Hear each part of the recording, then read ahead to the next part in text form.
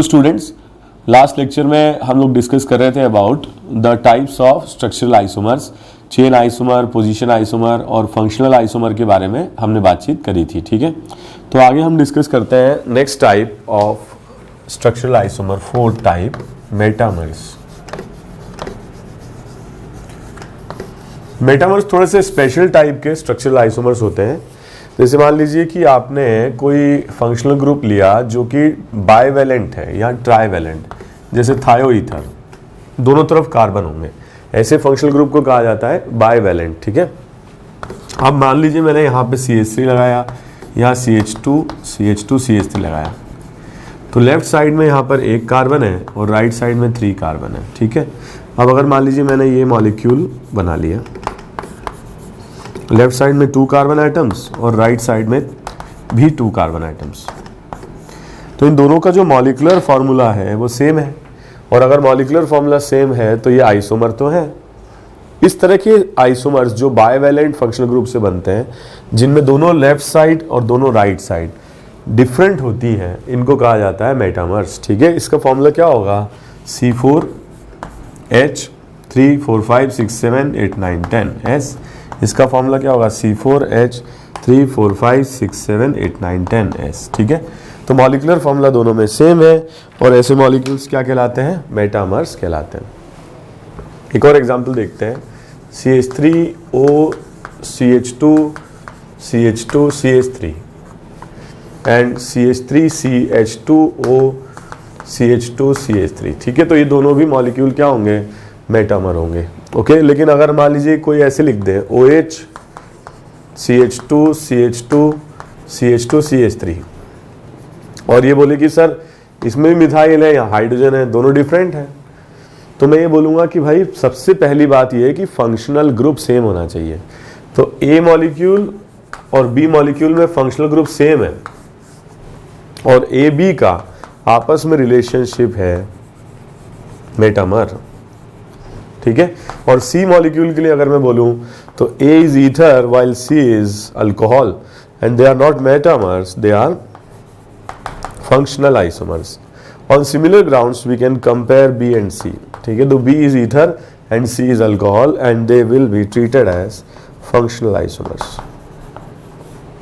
Okay, so important बात यह है कि भाई फंक्शनल ग्रुप सेम होगा तभी आप मेटामर चेक करेंगे, अदरवाइज नहीं करेंगे। राइट, तो ऐसे कौन कौन से फंक्शनल ग्रुप्स हो सकते हैं जो बाइवेलेंट या ट्राइवेलेंट हो सकते हैं? ठीक है, सो मेटामेरिज्म इज शोन बाय मल्टीवैलेंट। मल्टीवैलेंट मतलब बाइवेलेंट और ट्राइवेलेंट फंक्शनल ग्रुप्स, तो जिनमें जो कि क्या है, डाइवेलेंट है या ट्राइवेलेंट है, ठीक है, या बाइवेलेंट है, ये फंक्शनल ग्रुप मेटामेरिज्म शो कर सकते हैं। जैसे कि मैंने एग्जांपल आपको बताया, सल्फर, ऑक्सीजन, अमीन, सारे। एक्चुअली अमीन 3 टाइप के होते हैं, प्राइमरी, सेकेंडरी, टर्शरी, और ये फंक्शनल ग्रुप क्या है? This is a trivalent functional group. ठीक है, कीटोन भी, एस्टर भी। ठीक है, तो ये सारे फंक्शनल ग्रुप क्या है? बाइवेलेंट है या ट्राइवेलेंट है, और ये सारे फंक्शनल ग्रुप क्या शो कर सकते हैं? मेटामेरिज्म शो कर सकते हैं। ठीक है, ऐसे functional group C double bond S, C double bond OS, ठीक है, S C double bond NH। ठीक है, तो ये सारे क्या हैं? बाइवेलेंट है या ट्राइवेलेंट है, ये मेटामेरिज्म शो कर सकते हैं। जैसे मैं आपको ये एग्जांपल बताता हूँ, CH3NH CH2 CH2 and CH3। ठीक है, molecule A। Molecule B CH3 CH2 NH CH2 CH3, molecule B। CH3 NH CH3 CH2 CH3, molecule C। Okay, and then CH3 NH CH CH3 CH3, molecule D। तो हमारे पास ये 4 molecules हैं, इनमें आपको relationship बताना है। सबसे पहले हम A को और B को कंपेयर करते हैं। तो A में देखो, ये भी 2 डिग्री अमीन है, ये भी 2 डिग्री अमीन है। ठीक है, लेफ्ट और लेफ्ट डिफरेंट है, राइट और राइट डिफरेंट है, तो ये मेटामर हो जाएंगे। ठीक है। जैसे यहाँ आप देखोगे ए और सी में A is 2 degree amine and C is 3 degree amine, तो जो 2 डिग्री और 3 डिग्री अमीन्स हैं ये एक दूसरे के फंक्शनल आइसोमर्स होते हैं, तो ए में और सी में रिलेशनशिप होगा functional isomer, they are not metamers, क्योंकि इनमें फंक्शनल ग्रुप 2 डिग्री है एक में और एक में 3 डिग्री है, डिफरेंट फंक्शनल ग्रुप है।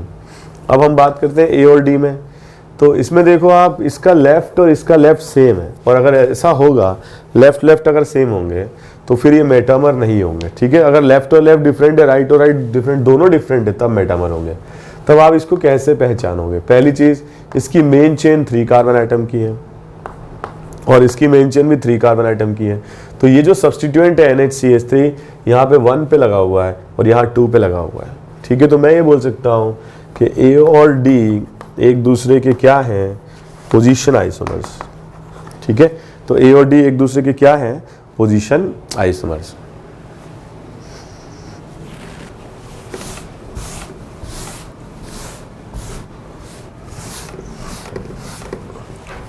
ओके, और क्वेश्चंस हम लोग करते हैं इस पर।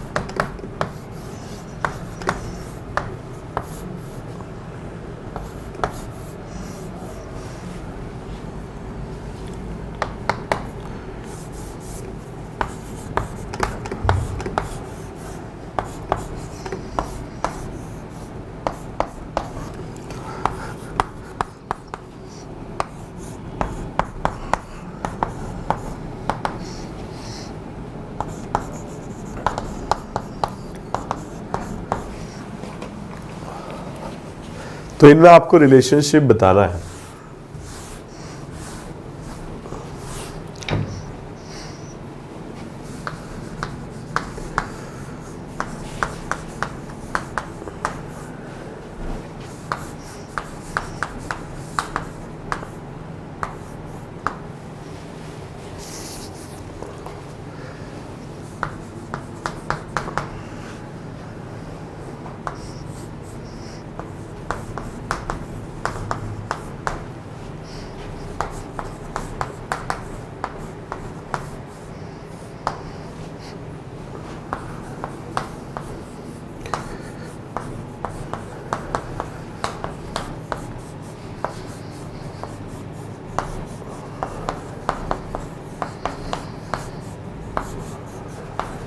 ठीक है, ये क्वेश्चंस आप लोग अटेम्प्ट करें। ओके, क्वेश्चन नंबर 1 यहाँ पे देखिए, ऑक्सीजन की लेफ्ट साइड में 3 कार्बन आइटम्स हैं और इसमें 2 कार्बन आइटम्स, जबकि इसके लेफ्ट में 2 हैं और इसके राइट में 3 है। तो बहुत सारे बच्चे सोचेंगे कि सर ये तो मेटामर हो गए। एक चीज़ ये भी तो देखिए कि अगर मैं इसको ऐसे पराठे की तरह से पलटा दूंगा, ठीक है, तो यही तो बन जाएगा, ठीक है। और यहाँ पे 3 है तो लेफ्ट में 3 आ जाएंगे, ये और ये सेम हो जाएंगे, और यहाँ पर लेफ्ट में 2 है तो यहाँ पे 2 हो जाएंगे राइट में, और ये दोनों क्या हो जाएंगे? They will be identical. तो ऐसा भी हो सकता है कि आप जो कंपेयर कर रहे हो लेफ्ट से लेफ्ट, राइट से राइट, वो एक्चुअल में सेम हो, मतलब इसका लेफ्ट इसका राइट सेम है, इसका राइट इसका लेफ्ट सेम है, तो ऐसे मॉलिक्यूल क्या होंगे? आइडेंटिकल हो जाएंगे, ठीक है। क्वेश्चन नंबर 2 में देखो, यहाँ पर थर्ड पोजीशन पे C डबल बॉन्ड हुए हैं और यहाँ पर सेकंड पोजीशन पे देखा जाए तो ये पोजीशन आइसोमर भी है, बट अगर ये फंक्शनल ग्रुप बाइवेलेंट है तो इसका लेफ्ट 2 कार्बन और इसका लेफ्ट 1 कार्बन, इसका लेफ्ट राइट 2 कार्बन और इसका राइट 3 कार्बन, दोनों क्या हो गए? डिफरेंट हो गए, और ऐसे में हम ये बोल सकते हैं कि they are metamers, they are metamers of each other, ठीक है। सिमिलरली देखो, यहाँ पर एस्टर ग्रुप है, इसमें लेफ्ट में 2 कार्बन है और इसमें राइट में 2 कार्बन है, इसमें लेफ्ट में 1 कार्बन है, लेफ्ट में 1 कार्बन है, ठीक है, इसमें राइट में 1 कार्बन है, इसमें राइट में 2 कार्बन।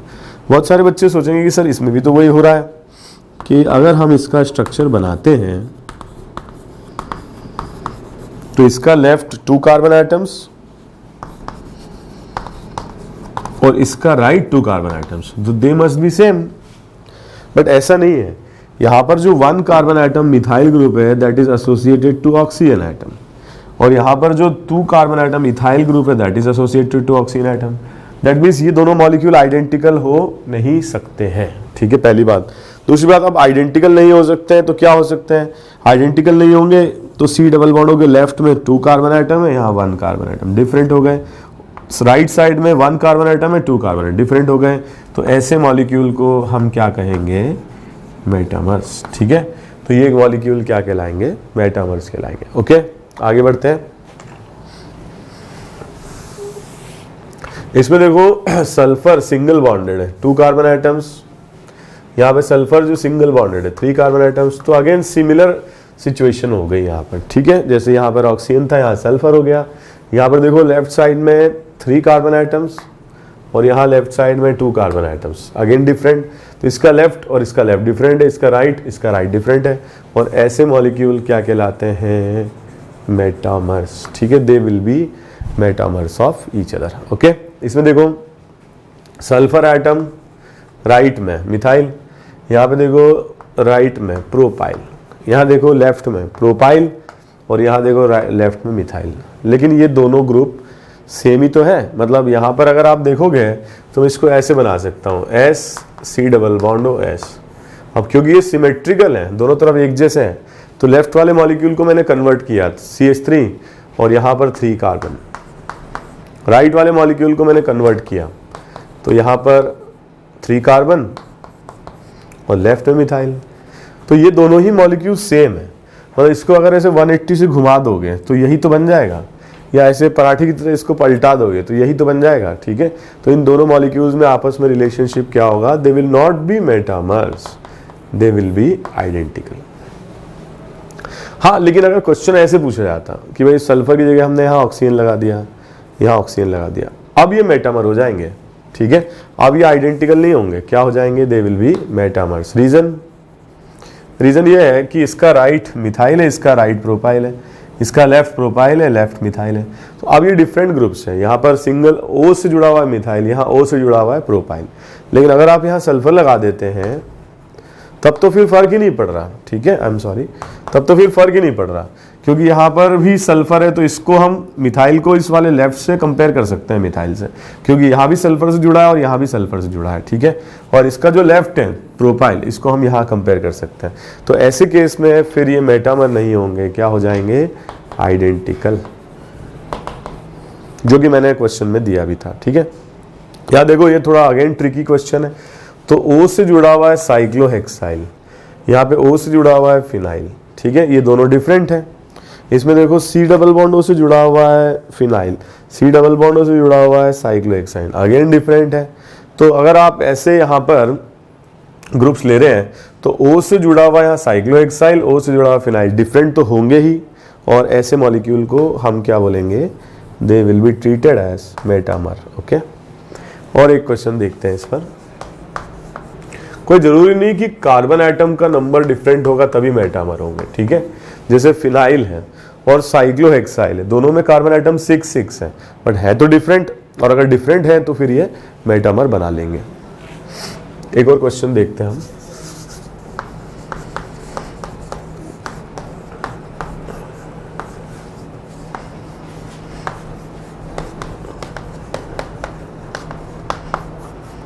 तो इन दोनों मॉलिक्यूल्स की अगर अपन बात करें तो अगेन अब देखो ये जो O है ये भी सिंगल बॉन्डेड है, ये O भी सिंगल बॉन्डेड, इसका मतलब लेफ्ट और राइट में कुछ भी हो हम कंपेयर कर सकते हैं। पहली बात, यहाँ पे देखो राइट वाले से साइक्लोहेक्साइल है, यहाँ लेफ्ट वाले से, यहाँ पे लेफ्ट वाले से फिनाइल है, यहाँ राइट वाले से, तो ऐसे पराठे की तरह पलटाओगे तो यही तो बन जाएगा। और ऐसे में जो मॉलिक्यूल्स हो जाएंगे दे विल बी आइडेंटिकल। बहुत सारे बच्चे सोचेंगे सर अगर मतलब दोनों तरफ ग्रुप सेम आ जाए तो क्या मतलब आइडेंटिकल ही बनेंगे क्या? एक बार इस चीज को भी चेक कर लेते हैं।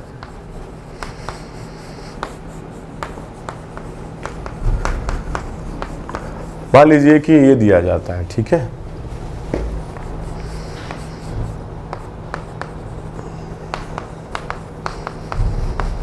अब देखिए कंपेयर करते हैं हम, ठीक है, व्हाट इज द रिलेशनशिप। तो इसका जो लेफ्ट है वो है टोलाइल, ठीक है, फिनाइल मतलब फिनाइल पर मिथाइल ग्रुप लगा हुआ है, और ये सिंपल फिनाइल है, इसका मतलब ग्रुप डिफरेंट हो गए। यहाँ पर है साइक्लोहेक्साइल और यहाँ साइक्लोहेक्साइल पर मिथाइल लगा हुआ है, ग्रुप डिफरेंट हो गए। और ग्रुप अगर डिफरेंट हो गए तो फिर हम इनको क्या बोलेंगे, मेटामर्स।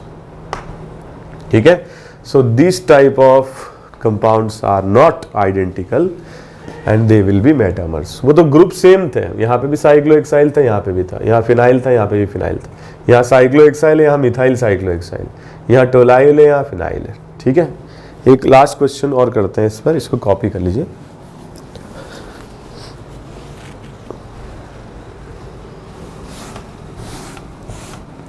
तो मैं ये बोल रहा हूं आपसे कि अगर हम, कई बार क्या आता है डबल बॉन्डेड वाले क्वेश्चन भी आ जाते हैं, थोड़ा सा अपन देख लेते हैं इसको।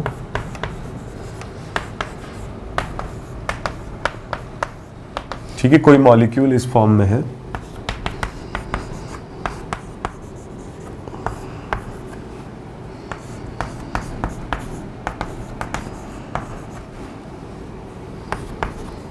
ठीक है।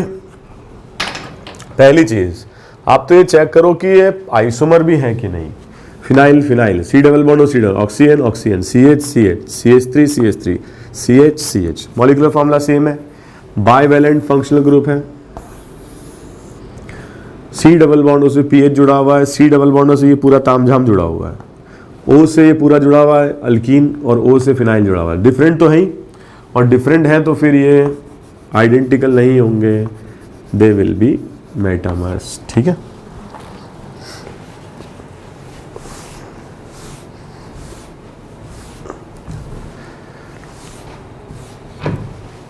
एक और चीज देखते हैं हम।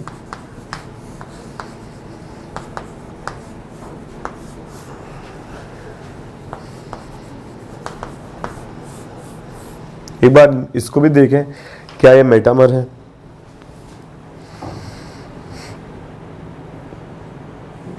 ओके, तो इसमें देखते हैं हम, इसका जो लेफ्ट है, इसका लेफ्ट क्या है, सेम है, इसका मतलब ये मेटामर नहीं हो सकते। अब मेटामर नहीं हो सकते तो फिर हम चेक करें सेकेंड, थर्ड, फोर्थ। यहाँ पर सेकेंड पोजीशन पे मिथॉक्सी लगा हुआ है और यहाँ पर फर्स्ट पोजीशन पे मिथॉक्सी लगा हुआ है। ठीक है, तो ऐसे केस में हम ये बोल सकते हैं कि भाई ये दोनों मेटामर नहीं है, ये 2 पर और ये 1 पर मिथॉक्सी है, और ऐसे मॉलिक्यूल्स को कहा जाएगा पोजीशन आइसोमर्स। ठीक है, so they will be treated not as metamers, they will be treated as position isomers. तो काफ़ी डिटेल में हमने डिस्कस किया मेटामर्स। एक आध क्वेश्चन कभी ऑब्जेक्टिव के फॉर्म में ऐसे पूछा आ सकता है, which of the following are functional isomers, उसमें मेटामर डाल देते हैं, या पोजीशन आइसोमर्स उसमें मेटामर मिला देते हैं। ठीक है, तो ऐसे क्वेश्चन बन सकते हैं। तो हमने अब तक डिस्कस किए chain isomer, position isomer, functional isomer और मेटामर। अब हम डिस्कस करते हैं आगे रिंग चेन आइसोमर। सो रिंग चेन आइसोमर, सो रिंग चेन आइसोमर कुछ इस टाइप के होते हैं। जैसे मान लो ये साइक्लिक रिंग है, क्लोज लूप है, इसका जो डिग्री ऑफ अनसैचुरेशन है वो 1 है। ठीक है, डिग्री ऑफ अनसैचुरेशन 1 है। अब मैंने इसको इस तरह से बना दिया, इसका भी डिग्री ऑफ अनसैचुरेशन 1 है। मॉलिक्यूलर फॉर्मूला दोनों का सेम होगा, C4H8, इसका भी वही आएगा C4H8। मॉलिक्यूलर फॉर्मूला सेम है, एक साइक्लिक स्ट्रक्चर है और एक ओपन चेन स्ट्रक्चर है। ऐसे मॉलिक्यूल्स को कहा जाता है रिंग चेन आइसोमर्स। ठीक है, क्या बोलते हैं इन्हें, ring chain isomers. Cyclohexane, cyclohexene, they will also be ring chain isomers. Okay,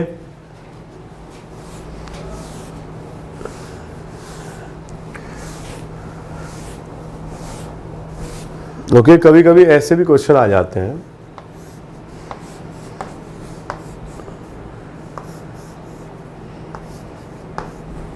अब आपको रिलेशनशिप बताना है। तो हम देख रहे हैं कि ये इपॉक्सी है। ठीक है, इपॉक्सी मतलब इसकी नेमिंग हम ऐसे करते हैं, नंबरिंग ऐसे करते हैं 1,4 इपॉक्सी ब्यूटेन, और यहाँ से हम नंबरिंग करेंगे तो ऐसे आएगा 2,3 इपॉक्सी ब्यूटेन। ठीक है, तो ये आ जाएगा 1,4 इपॉक्सी ब्यूटेन, और ये क्या आ जाएगा 2,3 इपॉक्सी ब्यूटेन। और दोनों ही क्या है, नाम तो अलग अलग है इनके। ठीक है, इसका मतलब आइडेंटिकल तो नहीं है। तो बहुत सारे स्टूडेंट सोचते हैं कि भाई ये भी मेटामर है क्या, ठीक है। एक्चुअली ये मेटामर नहीं है, दे आर पोजीशन आइसोमर्स। यहाँ पर इपॉक्सी की पोजीशन लेफ्ट मॉलिक्यूल में 1,4 है और राइट मॉलिक्यूल में 2,3 है, ठीक है। तो ये ध्यान रखिएगा, they are position not metamers, ठीक है। एक और क्वेश्चन देखते हैं हम।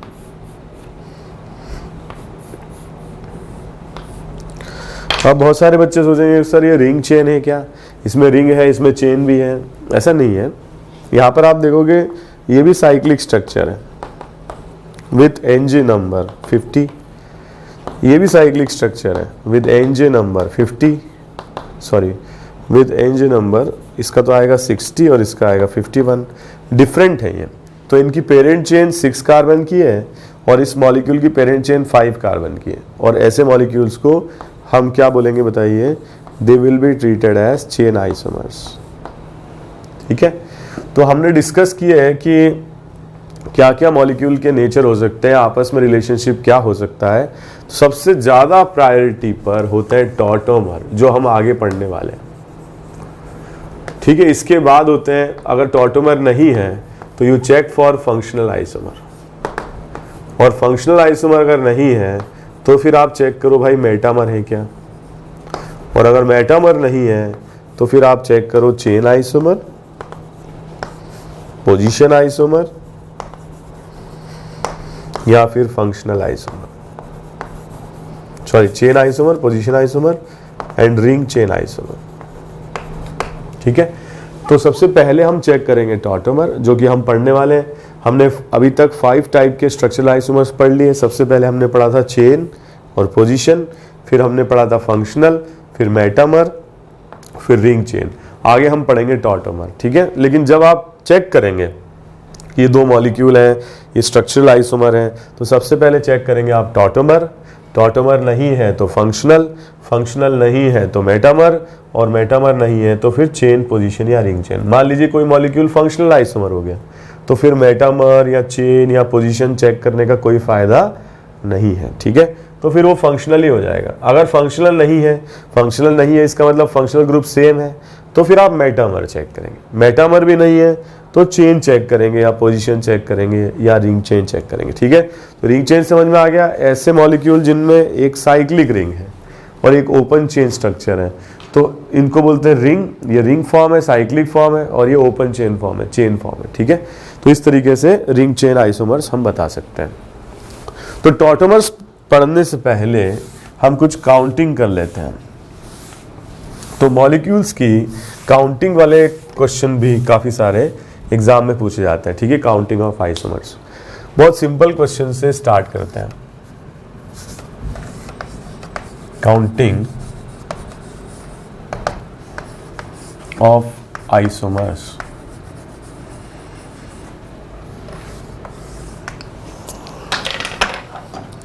मान लीजिए हमने लिया C4H8, या पहले बहुत सिंपल से स्टार्ट करते हैं C4H10। तो जब भी आपको कोई मॉलिक्यूल दिया जाए कि इसके लिए कितने आइसोमर बन सकते हैं, ठीक है, तो आप क्या करो, सबसे पहले ड्यू निकाल लो, डिग्री ऑफ अनसैचुरेशन। ड्यू कैसे निकलेगा, half into 2 times of carbon plus 2 minus m plus t, ये बताया था आपको। C represents number of carbon items, M represents number of monovalent group and T represents number of trivalent groups, ठीक है। मान लो कि यहाँ पर हमने निकाला तो ये हो जाएगा half into 2 times of 4 plus 2 minus 10, और ये वैल्यू आ जाएगी 0। अगर वैल्यू 0 आ रही है इसका मतलब कोई डबल बॉन्ड नहीं है मॉलिक्यूल में, कोई साइक्लिक स्ट्रक्चर भी नहीं है, ठीक है। ना तो कोई डबल बॉन्ड है ना कोई साइक्लिक स्ट्रक्चर है, ठीक है। तो अब आपको क्या करना है, सिर्फ ओपन चेन स्ट्रक्चर बनाने। अब जैसे 4 कार्बन आइटम्स, तो हम सिर्फ स्ट्रक्चरल आइसोमर की बात कर रहे हैं, स्टीरियो की बात अभी नहीं कर रहे हैं। तो 4 कार्बन आइटम से चारों स्ट्रेट लाइन बना दिए, ठीक है। तो ये एक तरीके का आइसोमर हो जाएगा। तो इसको बोलते हैं ब्यूटेन, या कॉमन नेम है नॉर्मल ब्यूटेन, ब्यूटेन और नॉर्मल ब्यूटेन, ठीक है। फिर अगर मान लीजिए कि हमने क्या किया, 3 कार्बन आइटम्स तो स्ट्रेट बना दिए, एक साइड चेन बना दिया, ऐसे भी हम बना सकते हैं। और ऐसे यदि हम बनाते हैं तो ये आ जाएगा CH3 CH3 CH CH3, ये बन जाएगा। तो इसको हम बोलेंगे 2 मिथाइल प्रोपेन, 2 मिथाइल प्रोपेन। ठीक है, ये तो IUPAC नाम हो गया और इसको आइसोब्यूटेन कहते हैं, ये कॉमन नेम है इसका, आइसोब्यूटेन। ठीक है, और कोई पॉसिबिलिटी तो इसमें है नहीं, क्योंकि 3 से कम की तो अब मेन चेन बनेगी नहीं। ठीक है, तो इस तरीके से हम काउंटिंग कर सकते हैं, एक नॉर्मल ब्यूटेन और एक क्या हो गया, आइसोब्यूटेन। ठीक है, और थोड़े से मुश्किल क्वेश्चंस पर हम चलते हैं। कभी पूछा जाएगा कि इसके कितने स्ट्रक्चरल आइसोमर बन सकते हैं C4H10 के, तो ये तो मॉलिक्यूलर फॉर्मूला है, इसके ये स्ट्रक्चरल फॉर्मूला भी हो सकता है और ये भी हो सकता है, और अगर ये दोनों हो सकते हैं तो 2 आइसोमर बन सकते हैं। ठीक है, फिर हम देखते हैं C5H10। तो C5H10 हम DU निकालें, so half into 2 times of 5 + 2 - 10। ठीक है, C5H12 ले लेते हैं पहले। ठीक है, तो इसका भी जो डिग्री ऑफ अनसैचुरेशन है वो क्या हो जाएगा, 0। इसका मतलब ये क्या हो गया, इसमें भी कोई डबल बॉन्ड नहीं है और कोई साइक्लिक स्ट्रक्चर भी इसमें प्रेजेंट नहीं है। ठीक है, तो ऐसे में हम क्या करें, जब इसके लिए मॉलिक्यूल बनाना शुरू करते हैं तो ये 1 2 3 4 एंड 5 ये बन जाएगा। एक तो पॉसिबिलिटी ये है, इसको हम बोलते हैं नॉर्मल पेंटेन, नॉर्मल पेंटेन। ठीक है, फिर एक कार्बन हम कम कर लें और यहाँ पर क्या करें, मिथाइल ग्रुप लगा दें। ठीक है, तो यहाँ पर क्या आ जाएगा बताओ, CH3 CH3 CH CH2 CH3, तो it is 2 methyl butane, 2 methyl butane, या इसका कॉमन नेम है isobutane. This is another possibility. ठीक है, so this is the second isomer. फिर हम क्या करें, एक कार्बन और कम कर लें मेन चेन से और यहां जोड़ दें, दिस इज अनदर पॉसिबिलिटी। ठीक है, तो अगर ये थर्ड हो गया तो इसको क्या बोलते हैं, 1 2 एंड 3 2 डाइमिथाइल प्रोपेन, या हम इसको क्या कहते हैं, neo pentane. This is the common name, neo pentane. ठीक है, तो ये जैसे जैसे कार्बन बढ़ते जाएंगे ऐसे ऐसे क्या होगा, नंबर ऑफ आइसोमर भी बढ़ते जाएंगे। ठीक है, पॉसिबिलिटीज बढ़ती जाएंगी। जैसे आपको एक और क्वेश्चन करवाता हूँ, C6H14, इसके लिए भी DU 0 आएगा। ठीक है, आप काउंट करके देख लीजिएगा, तो DU 0 आएगा। अब DU अगर 0 आएगा तो हम क्या करें, कार्बन आइटम्स ले लें, स्ट्रेट चेन सारे। ठीक है, सारे स्ट्रेट चेन में ले लिया, तो इसको बोल सकते हैं हम नॉर्मल हेक्सेन। ठीक है, इसके बाद में हम आइसो बना लें, 5 कार्बन आइटम्स, यहाँ मिथाइल लगा दिया, सो दिस इज आइसोहेक्सेन। ठीक है, आइसोहेक्सेन। अनदर पॉसिबिलिटी इज AC में बीच में भी तो कार्बन लगा सकते हो, ये 2 मिथाइल पेंटेन होगा और ये क्या होगा, 3 मिथाइल पेंटेन। दोनों डिफरेंट हैं, दोनों डिफरेंट मॉलिक्यूल भी हैं और इसीलिए आइसो। ठीक है, इसके बाद 4 कार्बन आइटम्स आप ले लें, एक मिथाइल यहाँ लगा दें, एक मिथाइल यहाँ लगा दें, एक ही कार्बन पर। इसके बाद ऐसे भी बना सकते हैं, एक मिथाइल यहाँ लगा दें, एक मिथाइल यहाँ लगा दें। ठीक है, अनदर पॉसिबिलिटी। इसके बाद क्या ऐसा कर सकते हो, यहाँ इथाइल लगा दें, तो it is not really possible, क्योंकि फिर ये मेन चेन बन जाएगी। वो तो हम ऑलरेडी 5 की मेन चेन काउंट कर चुके हैं, 3 मिथाइल पेंटेन है, ये भी 3 मिथाइल पेंटेन है, तो ऐसा कर पाना पॉसिबल तो नहीं है, क्योंकि इससे डिफरेंट मॉलिक्यूल बन नहीं पा रहा है। ठीक है, इसके बाद 3 मेन चेन में ले लिए और यहाँ पर हमने लगा दी, तो ये भी पॉसिबल नहीं है, क्योंकि फिर ये मेन चेन बन जाएगी, तो ये भी पॉसिबल नहीं है। ठीक है, तो ऐसे में मॉलिक्यूल्स हमने इतने जो बनाए, पहले हमने 6 की मेन चेन एक स्ट्रक्चर, 5 की मेन चेन, तो 2 और 3 2 बन गए, फिर 4 की मेन चेन, तो 2 डाइमिथाइल बन गया और 2 डाइमिथाइल बन गया। इसके बाद तो हम और छोटी चेन बना ही नहीं सकते हैं, क्योंकि और छोटी अगर आप मेन चेन बनाओगे तो कोई और चेन क्या होगी, लेंथी हो जाएगी। ठीक है, तो इसलिए ये सारे स्ट्रक्चर्स बन सकते हैं। क्वेश्चन पूछा जाए कि भाई आपके पास तो 5 स्ट्रक्चर आ गए और 5 आइसोमर बन गए, पहले तो ये बताना आना चाहिए। इसको बोलेंगे हम आइसो, इसको बोलेंगे हम नियो। ठीक है, so this is normal hexane, this is iso hexane, this is neo hexane. बाकी के तो फिर अब IUPAC नाम से देने पड़ेंगे नाम, क्योंकि कॉमन नेम की एक अपनी लिमिटेशन है, ठीक है। तो इसको हम बोल सकते हैं आइसोहेक्सेन, दिस इज नॉर्मल हेक्सेन, नियोहेक्सेन, ठीक है। अब अपन बात करें कि रिलेशनशिप क्या क्या है। रैंडमली मैंने उठाया ए और बी, तो ए में मेन चेन 6 कार्बन एटम की है और बी में 5 कार्बन एटम की, ये चेन आइसोमर हो जाएगी। बी और सी दोनों में मेन चेन 5 कार्बन एटम्स की है, मगर मिथाइल की पोजीशन डिफरेंट है, एक में 2 पर है, एक में 3 पर है, तो इनको बोलेंगे पोजीशन आइसोमर, ठीक है। उसके बाद अगर आपने कंपेयर किया सी और डी को, देखो सी में 5 की मेन चेन है और डी में 4 की मेन चेन है, ठीक है, तो ये भी चेन आइसोमर हो जाएंगे। सिमिलरली डी और ई दोनों में मेन चेन 4 कार्बन एटम्स की है, ठीक है, इसमें पोजीशन है 2,2 डाइमिथाइल, इसमें पोजीशन है 2,3 डाइमिथाइल, तो ये हो जाएंगे आपके पोजीशन आइसोमर।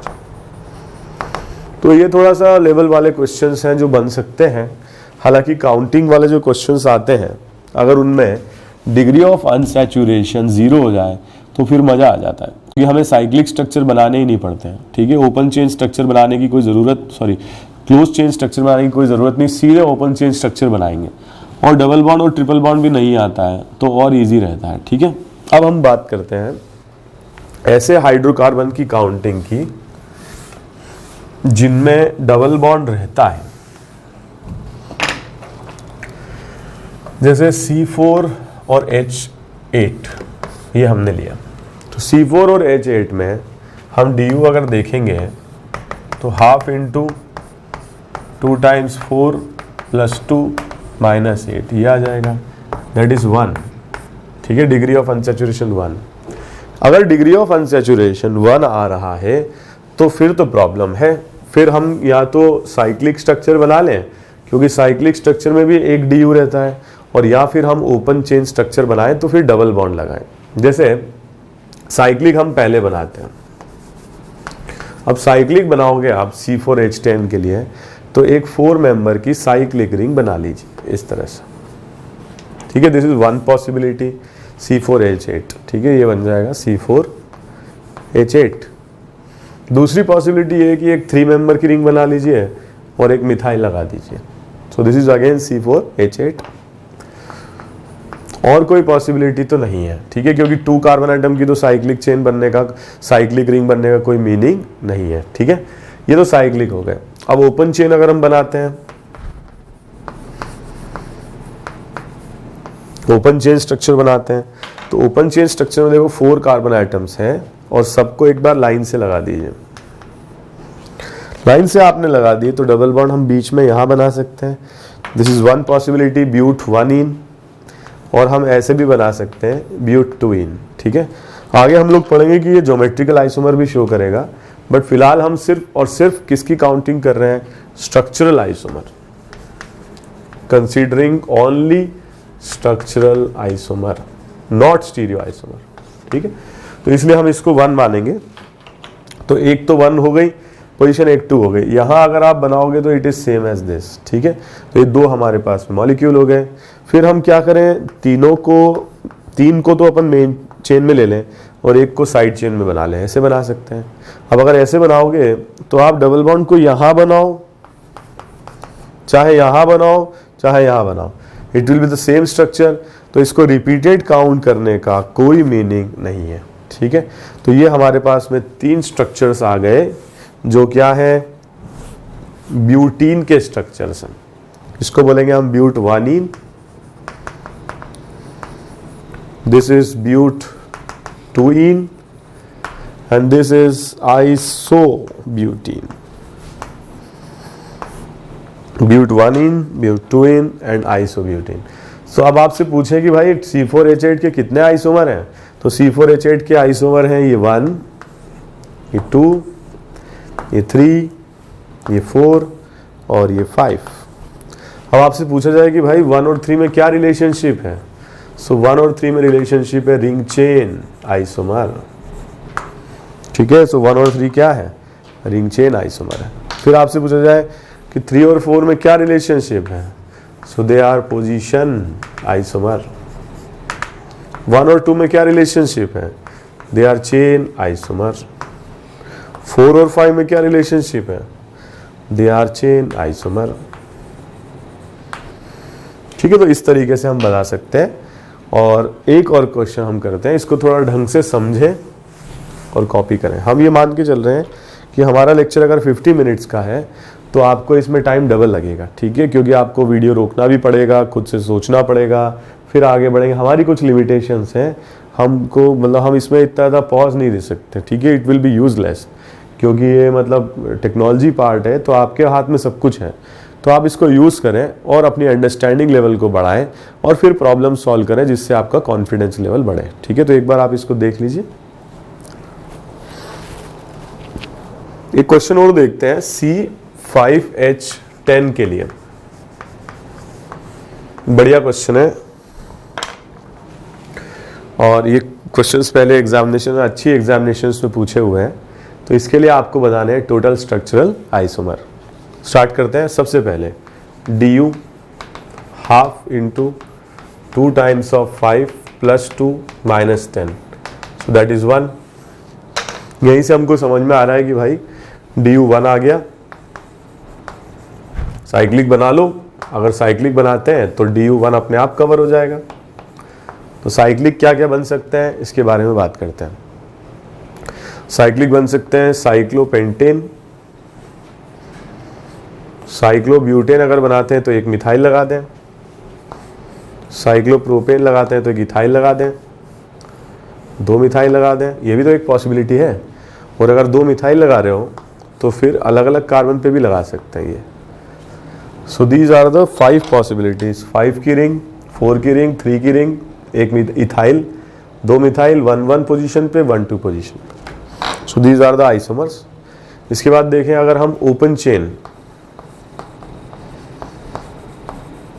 चेन आइसोमर, तो हमको अल्कीन बनाना पड़ेगा। ठीक है, तो अल्कीन बनाना पड़ेगा 1 2 3 4 एंड 5, ऐसे स्ट्रेट चेन बना लें। अब स्ट्रेट चेन बनाते हो तो डबल बॉन्ड यहाँ भी लगा सकते हो,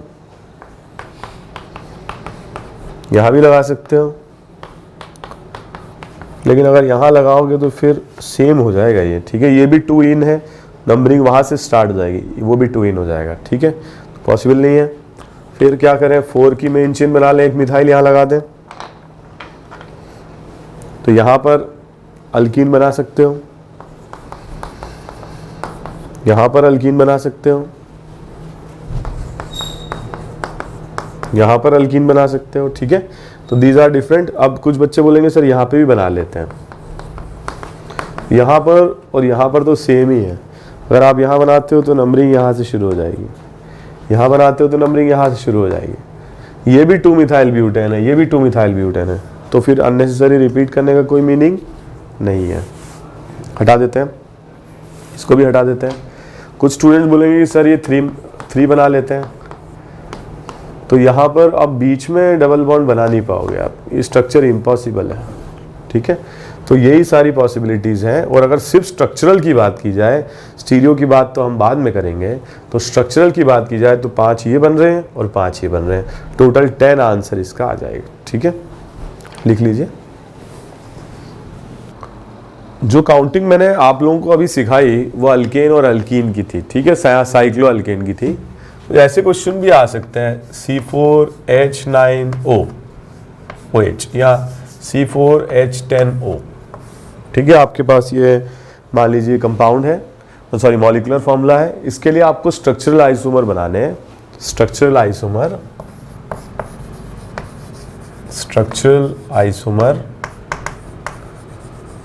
फॉर अल्कोहल के लिए बनाने हैं। मैंने देखा कि C4H10O में du कितना होगा, half into 2 times of 4 + 2 - 10, that is 0। इसका मतलब कोई डिग्री ऑफ अनसैचुरेशन नहीं है।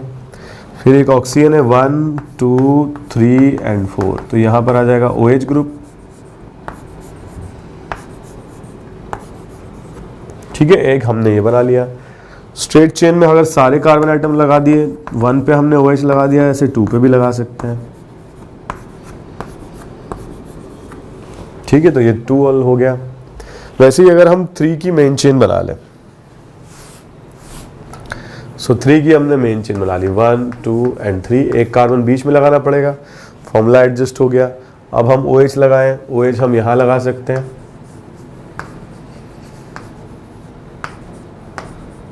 ठीक है, और एक हम ये भी लगा सकते हैं, अगर आपने 3 की मेन चेन बनाई तो यहाँ OH लगा सकते हैं। So these are the 4 possibilities for the formation of alcohol. हमारे पास 4 पॉसिबिलिटीज आ गई। स्ट्रक्चरल आइसोमर की बात हम कर रहे हैं, स्टीरियो की बात बाद में करेंगे। ये A हो गया, ये B हो गया, ये C हो गया और ये D हो गया। कभी कभी ऐसे नहीं मेरे दिल में ख्याल आता है वो नहीं, कभी कभी ऐसे क्वेश्चन भी आ जाते हैं जिसमें देखो A और B के बीच का रिलेशनशिप पूछ लें, तो A और B में दोनों एक दूसरे के क्या होंगे, पोजीशन आइसोमर्स होंगे। ठीक है, they are position isomers. Then A और C में क्वेश्चन आ जाता है, तो A में मेन चेन में 4 कार्बन आइटम्स हैं और C में ओनली 3, तो मेन चेन डिफरेंट है और इनको हम क्या बोलेंगे, चेन आइसोमर्स। ठीक है, वैसे ही तो आप इस तरह के और क्वेश्चंस पूछे जा सकते हैं और अब आप मुझे लगता है इजीली ये क्वेश्चन सॉल्व कर ले जाएंगे। एक क्वेश्चन और करते हैं अल्कोहल पर, C5H10O के लिए। ठीक है, ऑल पॉसिबल साइक्लिक अल्कोहल कितने होंगे ये बताना है आपको, ऑल पॉसिबल साइक्लिक अल्कोहल। ठीक है, मैं ये चाहता हूं कि अब ये क्वेश्चन आप लोग ये वीडियो को यहीं पर पॉज कर लीजिए और इस क्वेश्चन को आप लोग खुद से अटेम्प्ट करें।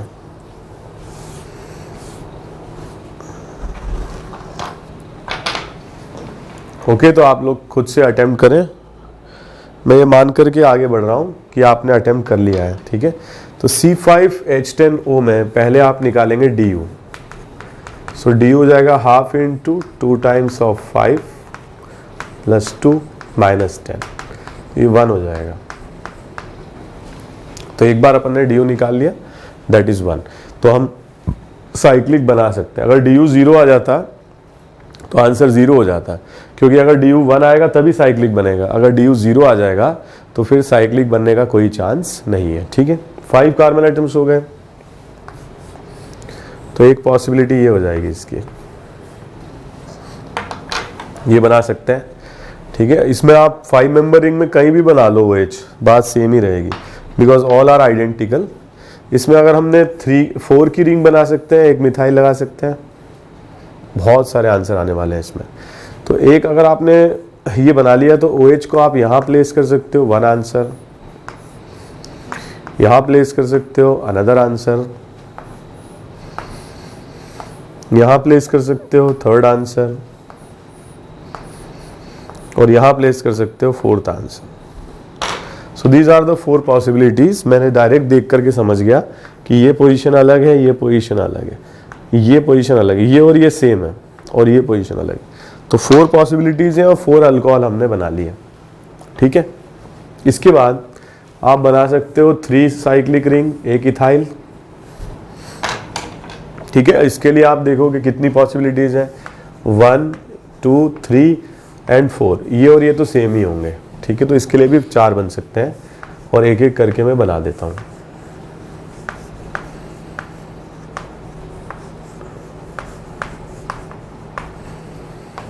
बहुत ज़्यादा आंसर आने वाले हैं।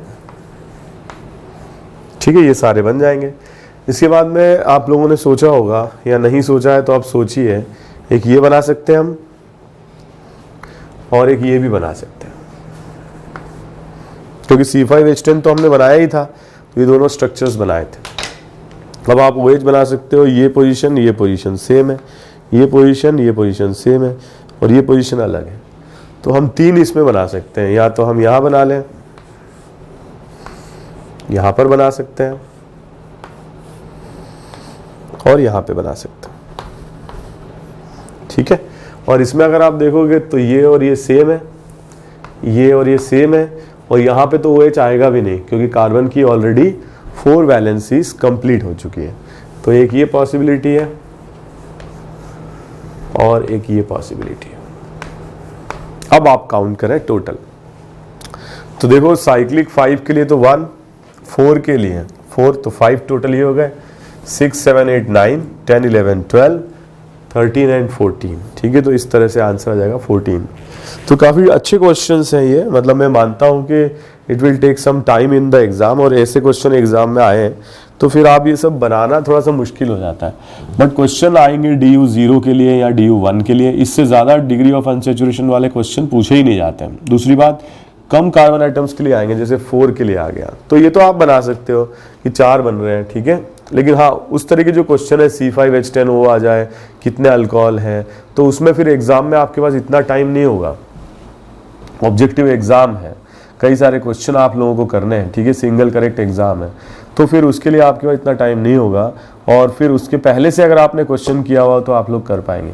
तो ऐसे क्वेश्चन के पूछे जाने के चांस बहुत ही कम है, और इस तरह के क्वेश्चन जिसमें कार्बन आइटम्स कम है, इनके चांसेस बहुत ही ज़्यादा है। ठीक है, तो अपन कुछ और क्वेश्चंस करते हैं, थोड़ा और अंडरस्टैंडिंग लेवल आपका बढ़ जाए, और उसके बाद फिर आप लोगों को जहाँ भी क्वेश्चंस इस तरह के मिले तो आप लोग अटेम्प्ट किया करें। एक क्वेश्चन और देखते हैं, C4H8O, ये मॉलिक्यूलर फॉर्मूला के लिए, right possible aldehydes and ketones. तो एल्डिहाइड और कीटोन आप लोगों को बताने हैं, ठीक है। तो मॉलिक्यूलर फॉर्मूला है C4H8O के लिए, एल्डिहाइड कीटोन आपको बताने हैं। एक बार आप इसको अटेम्प्ट कर लीजिए।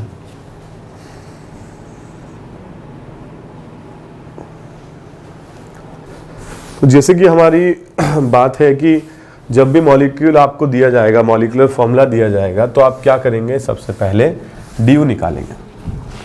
पहले इसका DU निकाल लीजिए। DU इसका आ जाएगा 1/2 इंटू 2 टाइम्स ऑफ 4 + 2 - 8, तो 1 आ जाएगा। और 1 आना भी चाहिए, क्योंकि एल्डिहाइड और कीटोन में खुद में ही 1 डिग्री ऑफ अनसैचुरेशन होता है। एल्डिहाइड में भी 1 कार्बन ऑक्सीजन डबल बॉन्ड होता है और कीटोन में भी होता है। अब क्या करें, अब हमें एल्डिहाइड बनाना है, तो ये चारों कार्बन आइटम को हम एक साथ बना सकते हैं, C+OH, this is aldehyde 1 type, ठीक है। टर्मिनल पोजीशन पे ही आएगा एल्डिहाइड। फिर आप क्या करें, 3 मेन चेन बना लें और 1 साइड चेन। अब आप एल्डिहाइड यहाँ बना लीजिए, या यहाँ बना लीजिए, यहाँ बना लीजिए, बट होंगे सारे सेम ही। जैसे यहाँ एल्डिहाइड बनाओगे या यहाँ बनाओगे, सेम ही होंगे, ठीक है। तो इसलिए हमारे पास 2 आंसर आ जाएंगे, एक ये एल्डिहाइड, एक ये एल्डिहाइड, ठीक है। IUPAC नेम ब्यूटेन 1अल, IUPAC नेम 2-मिथाइल प्रोपेन 1अल, ठीक है, ये बन जाएगा। इसके बाद में अगर हम कीटोन बनाना चाहते हैं तो 4 की मेन चेन बना लें और यहाँ पे C डबल बॉन्ड लगा दें सेकेंड पोजीशन, ठीक है। तो this is butane 2 on, this is 1 possibility. And कुछ बच्चे ऐसे भी बना देते हैं, सर ये बिल्कुल गलत है, ये क्योंकि कार्बन के 5 बॉन्ड हो गए, ठीक है। तो एल्डिहाइड की तो 2 पॉसिबिलिटी है, एल्डिहाइड की 2 पॉसिबिलिटी है, मगर कीटोन की 1 ही पॉसिबिलिटी है, ठीक है। तो काफ़ी अच्छे और काफ़ी इंटरेस्टिंग क्वेश्चन इस पर बन सकते हैं। एक क्वेश्चन और करते हैं हम लोग C5H10O के लिए, ठीक है। पॉसिबल कीटोन्स आप लोगों को बताने हैं, only ketones, right possible ketones क्या क्या बन सकते हैं ये आपको बताने हैं। पहली चीज DU निकाली हमने, डिग्री ऑफ अनसैचुरेशन, तो आ जाएगा 1/2 into 2 times of 5 + 2 - 10, that is 1, DU is 1। और DU 1 है, इसका मतलब यह है कि कोई साइक्लिक बनाने की ज़रूरत इसमें नहीं है। डबल बॉन्ड भी अगर है तो वो एल्डिहाइड कीटोन में आएगा ही, और उसी को हम कवर कर लेंगे, ठीक है, उसी से DU कवर हो जाएगा। अब क्या करें, मेन चेन 5 कार्बन आइटम्स बना लें और डबल बॉन्ड यहाँ हमने लगा दिया 2 पोजीशन पर। 3 पोजीशन पर हमने लगा दिया, ठीक है, ये पॉसिबिलिटीज हो गई। सो 2 कीटोन हो गया, 3 कीटोन हो गया। इसके बाद मेन चेन में हमने 4 कार्बन आइटम्स बना लिए और एक साइड चेन बना लिया, एक कीटोन ही हो जाएगा, ओके। और कुछ बच्चे ऐसे भी बना सकते हैं, ये गलत है, 5 बॉन्ड्स हो गए। कुछ बच्चे ऐसे भी बना सकते हैं, ये गलत है, एल्डिहाइड हो जाएगा ये। तो ये पॉसिबिलिटीज है। और कुछ स्टूडेंट ऐसा सोचेंगे कि सर ऐसे बना लेते हैं, तो ये सुपर गलत है, ठीक है, क्योंकि कार्बन के 6 बॉन्ड्स हो गए। तो टोटल 3 बन रहे हैं इसमें, एक पेंटेन 2 ऑन, एक पेंटेन 3 ऑन और एक ये है 3 मिथाइल ब्यूटेन 2 ऑन, ठीक है। तो all these are the possibilities. कभी कभी ऐसे क्वेश्चन भी आ जाते हैं कि इनमें से ए बन रहा है, बी बन रहा है, सी बन रहा है, ठीक है। So what is the relationship between A and B? They are metamers. वैसे देखा जाए तो ये पोजीशन आइसोमर भी हैं, क्योंकि यहाँ पे 2 पोजीशन पे कीटोन है, यहाँ पे 3 पर है। लेकिन मैंने आपको बताया था कि सबसे पहले टॉटोमर, फिर फंक्शनल, फिर मेटामर, उसके बाद हम चेन पोजीशन देखते हैं। तो अगर सिंगल करेक्ट क्वेश्चन है तो हमको मेटामर लिखना है इसको, ठीक है। पोजीशन आइसोमर नहीं लिखेंगे, क्या लिखेंगे? मेटामर।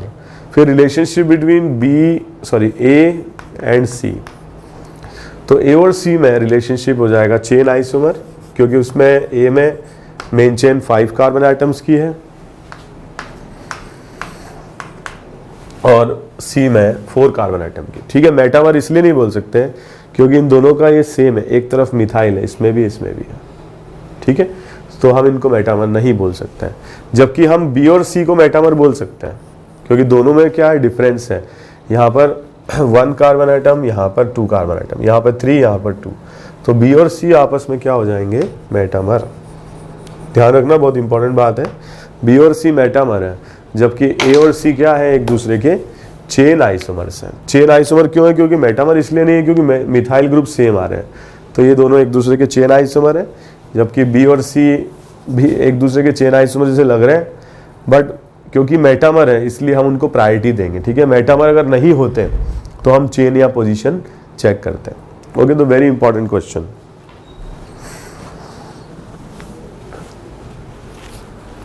इसके बाद लास्ट कुछ कैलकुलेशंस हम लोग करते हैं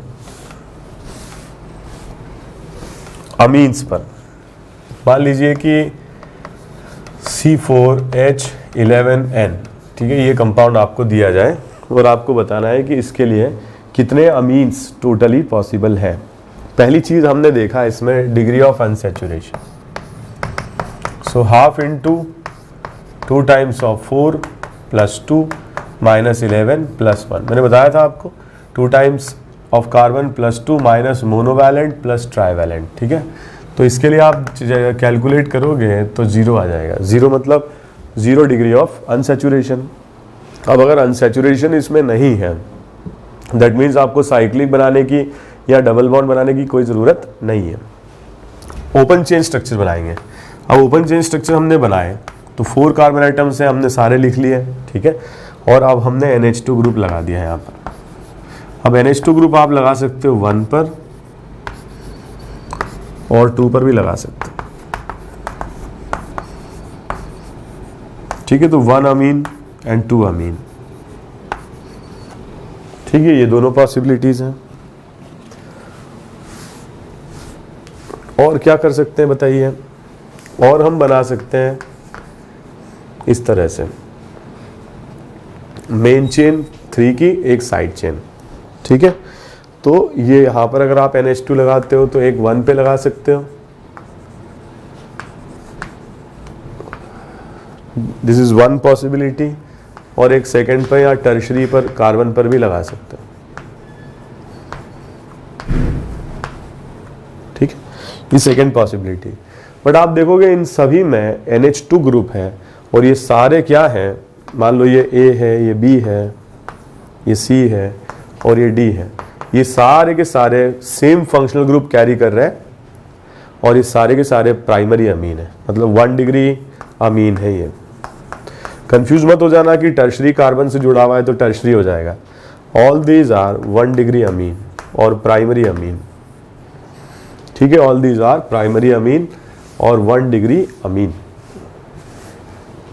सेकेंड पॉइंट इज कि जो हमने N ग्रुप लिया है उससे हम सेकेंडरी अमीन भी बना सकते हैं, NHCH3। So this is secondary amine, one possibility of forming secondary amine, ठीक है। Another possibility is like this,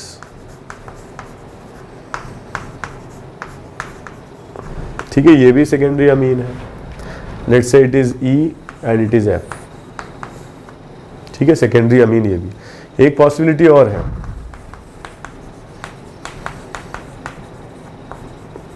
ये भी सेकेंडरी अमीन है, G। So these are the 3 possibilities of forming secondary amine, ठीक है। Another very very important point, इसके बाद हम देखें टर्शरी अमीन। टर्शरी अमीन कैसे बना सकते हैं?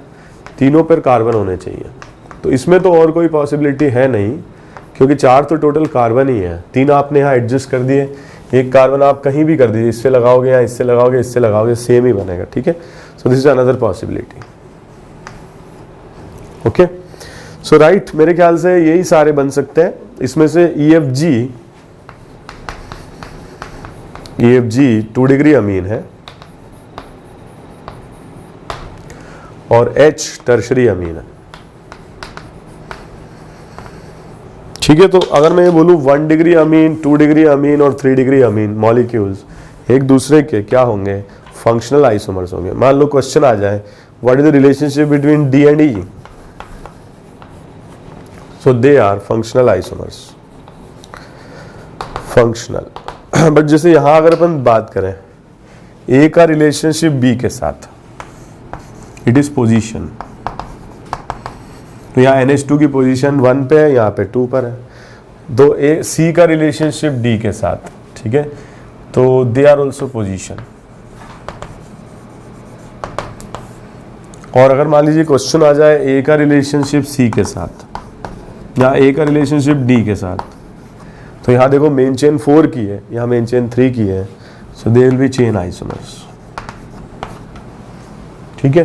क्वेश्चन अगर आ जाए relationship between E and F, तो ये देखो आप, ये पोजीशन आइसोमर है,